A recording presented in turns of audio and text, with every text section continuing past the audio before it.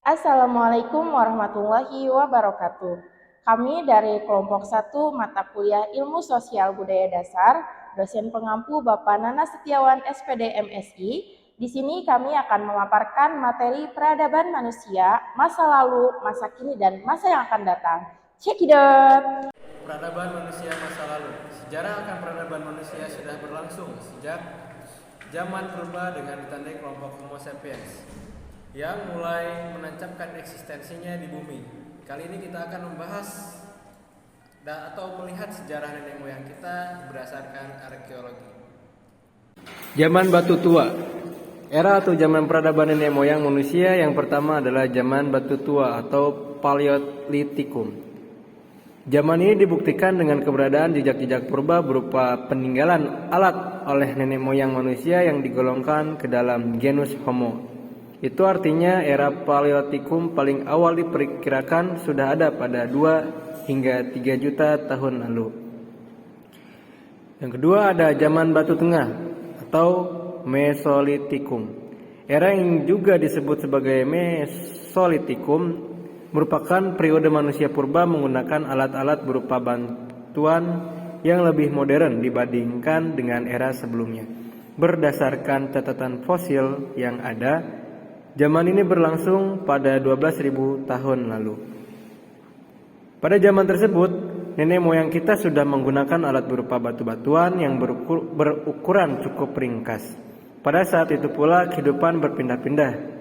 Sangat sering diterapkan untuk menjangkau wilayah perburuan yang lebih luas. Yang tiga ada zaman batu muda atau Neolitikum. Zaman batu muda juga disebut sebagai Neolitikum. Ya, era ini berlangsung pada 3 hingga 10.000 tahun lalu. Tergantung pada wilayah mana manusia berada. Di wilayah timur dekat, Neolitikum sudah terjadi sejak 10.000 tahun lalu. Sementara itu, dataran Eropa baru memasuki masa ini pada 9.000 tahun lalu. Di masa batu muda, manusia sudah memiliki metode pertanian, peternakan, bahkan perairan yang cukup modern. Itu sebabnya beberapa peralatan kuno yang ditemukan pada situs-situs penggalian masih bisa diklarifikasikan sebagai alat-alat yang cukup praktis untuk digunakan di zamannya. Zaman keempat yaitu zaman batu besar. Menurut ilmuwan, zaman batu besar atau Megalitikum ada di masa 4 hingga 6.000 tahun lalu.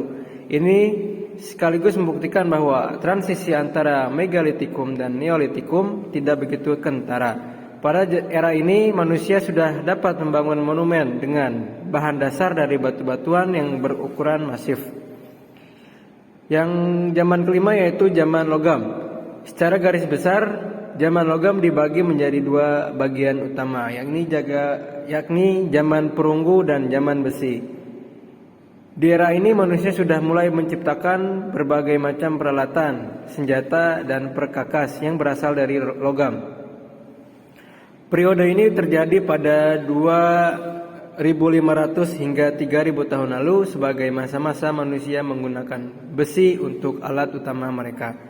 Uniknya lagi, pada zaman besi ini manusia sudah mulai mengenalkan dan menyebarluaskan pembayaran dengan mata uang seperti ditulis dalam laman BCC.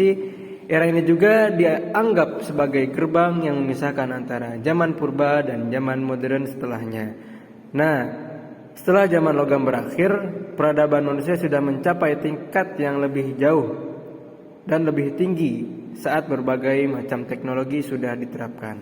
Baik, setelah kita mengetahui tentang peradaban manusia masa lalu, kita berlanjut untuk mengetahui bagaimana perkembangan manusia dari masa lalu ke masa sekarang. Selanjutnya, saya akan menjelaskan peradaban manusia masa kini. Masyarakat sedang berada di persimpangan jalan karena dihadapkan antara nilai-nilai kemanusiaan dan manfaat dari teknologi. Peradaban yang terjadi saat ini membuat manusia lebih menikmati hak-hak politik dan manfaat sosial, namun juga membawa ketidakstabilan sosial maupun ketidaksetaraan yang menimbulkan kehancuran. Peradaban akan berubah menjadi lebih maju dengan adanya teknologi, ekonomi, idealisme, dan kemajuan ilmu pengetahuan. Namun, teknologi juga dapat menghilangkan moralitas manusia sedikit demi sedikit.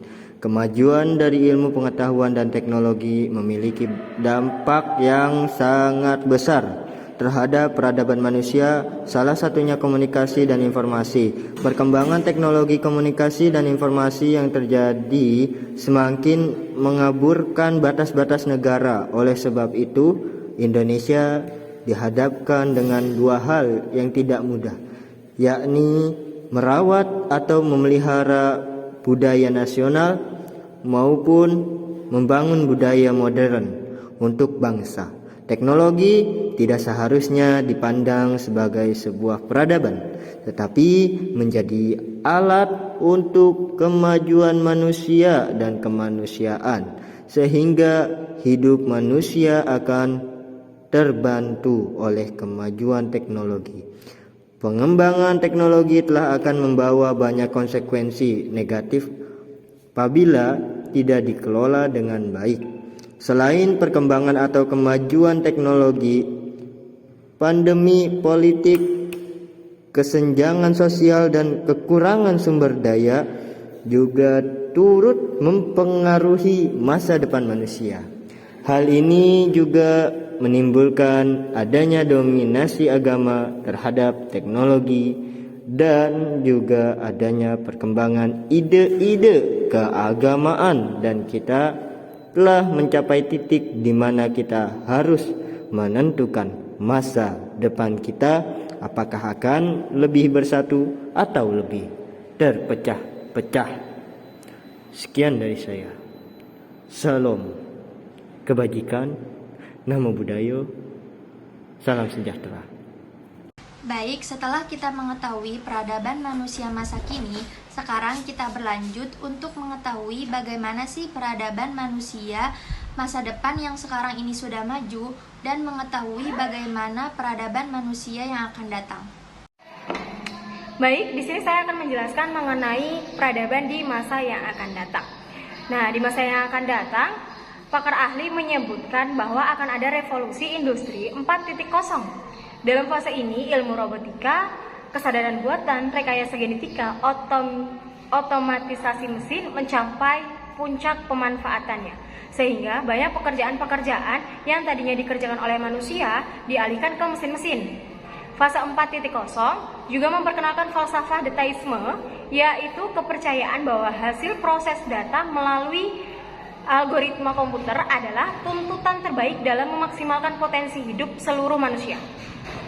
Pertanyaannya, jika dengan bantuan rekayasa teknologi banyak hal dapat berjalan jauh lebih cepat, efisien, dan tepat guna, masih perlukah manusia untuk bekerja? Bagaimana dunia 100 tahun yang akan datang? Robot-robot medis yang mampu beroperasi sendiri dengan algoritma.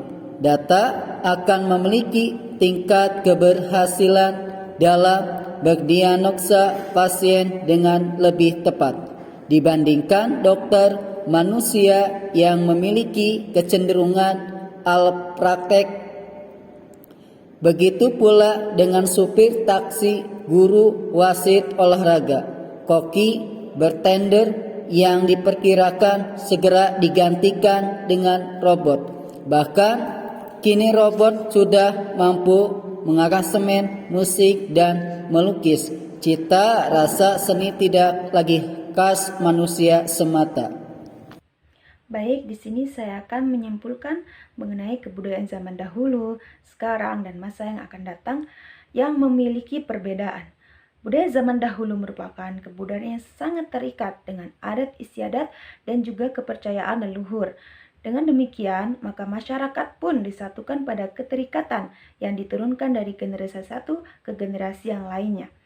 Kebudayaan sekarang atau masa kini merupakan kebudayaan yang relatif bebas dari kekuasaan adat istiadat yang lama. Adapun ciri-ciri kebudayaan masa sekarang diantara lain adalah terdapatnya sarana komunikasi yang canggih sehingga batas-batas kebudayaan dengan bangsa lain perlahan memudar. Dan yang terakhir, budaya yang akan datang. dipandang akan jauh lebih modern karena pada masa tersebut masyarakat telah mengembangkan budaya masa lalu dan masa kini sehingga muncul budayaan yang mutakhir. Sekian penjelasan dari kami. Wassalamualaikum warahmatullahi wabarakatuh. Baik, terima kasih. Mungkin itu saja yang dapat dipaparkan dari kelompok 1. Kurang dan lebihnya mohon maaf. Thank you for watching. Wallahul muwaffiq ila aqwamit thoriq. Wassalamualaikum warahmatullahi wabarakatuh. See you. Coming around to me, them gyal a roll out them eyes. Go down there, wine and go down there.